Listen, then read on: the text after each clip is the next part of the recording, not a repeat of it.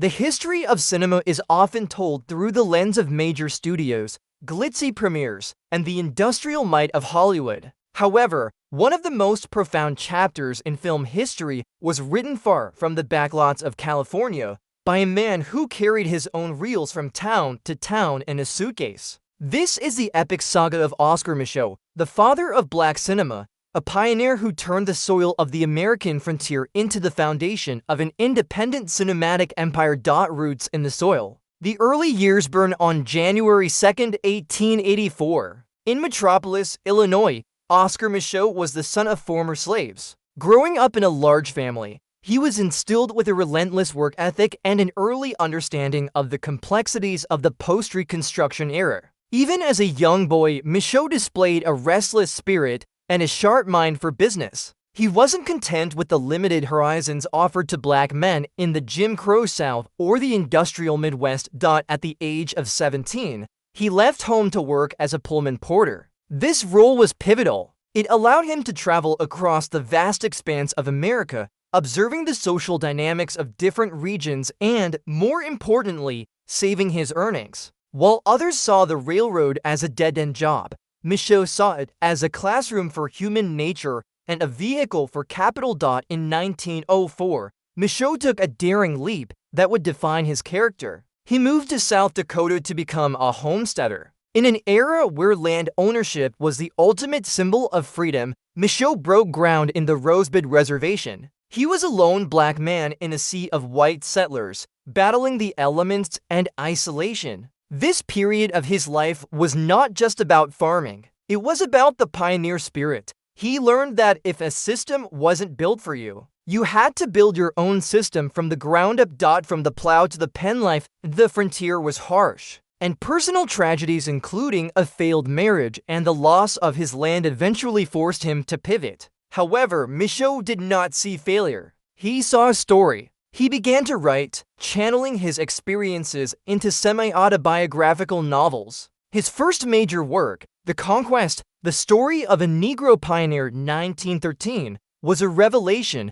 Micheaux's approach to publishing was as revolutionary as his storytelling. He didn't wait for a publishing house to validate him. He formed his own company, the Western Book and Supply Company, and sold his books door-to-door to black farmers and businessmen across the Midwest. He was building a direct-to-consumer network decades before the term existed. It was his novel, The Homesteader, 1917, that caught the attention of the Lincoln Motion Picture Company, an early black-owned film studio. When they offered to buy the rights but refused to let him direct, Micheaux walked away. He realized that to protect his vision, he had to control the medium. He founded the Micheaux Film and Book Company, and in 1919, he turned The Homesteader into an atrial feature film, making him the first African American to produce a major full-length motion picture, defying the birth of a nation. Micheaux's entry into cinema coincided with one of the darkest periods in American film,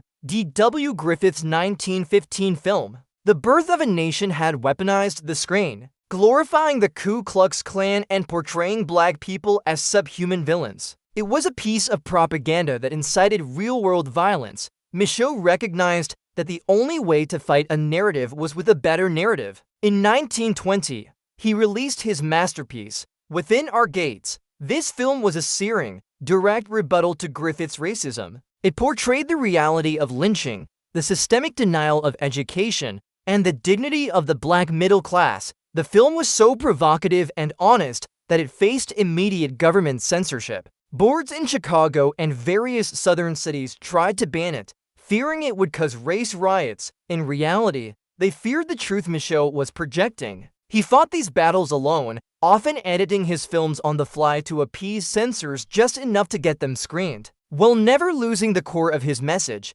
building the Micheaux empire between 1919 and 1948. Micheaux produced, wrote, and directed an incredible 44 films. Operating on a shoestring budget, he pioneered guerrilla filmmaking. He would cast local actors, use the homes of wealthy black patrons as sets, and film in one take to save on expensive celluloid. His films were a radical departure from the clownish or servant roles Hollywood offered black actors. Micheaux's characters were doctors, lawyers, detectives, and explorers. He dealt with taboo subjects that Hollywood wouldn't touch. Colorism. He explored the internal tensions within the Black community regarding skin tone, interracial romance. He challenged the legal and social barriers of the time. Systemic corruption. He highlighted the hypocrisy of the legal system. He created the Micheaux circuit, traveling the country to secure screenings in segregated theaters.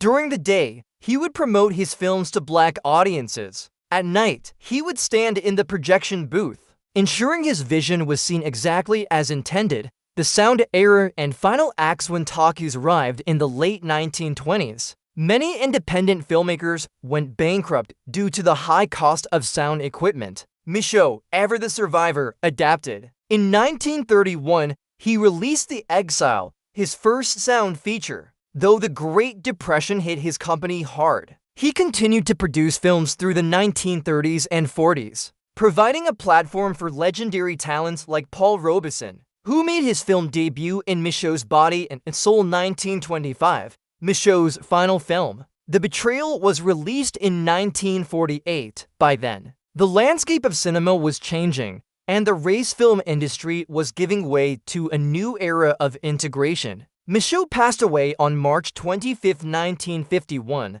while on a promotional trip in Charlotte, North Carolina. At the time of his death, he was relatively uncelebrated by the mainstream, but his impact on the Black community was immeasurable. A legacy of narrative ownership. Oscar Micheaux was more than a filmmaker. He was a warrior for the image. He understood that whoever controls the camera controls the history of a people. He refused to be a victim of his circumstances, moving from the grueling labor of a homestead to the creative heights of a cinematic mogul. Today, he is recognized as a titan of American art. He has a star on the Hollywood Walk of Fame, and within our gates is preserved in the National Film Registry. In 2026, as we reflect on his journey, we see a man who taught us that representation is not a gift to be requested, but a right to be seized. Oscar Micheaux's life is a masterclass in self-reliance. He didn't just break the glass ceiling, he built his own house outside of it. He remains the ultimate example of how one individual, armed with a camera and an unshakable will, can challenge an entire industry and change the world one frame at a time.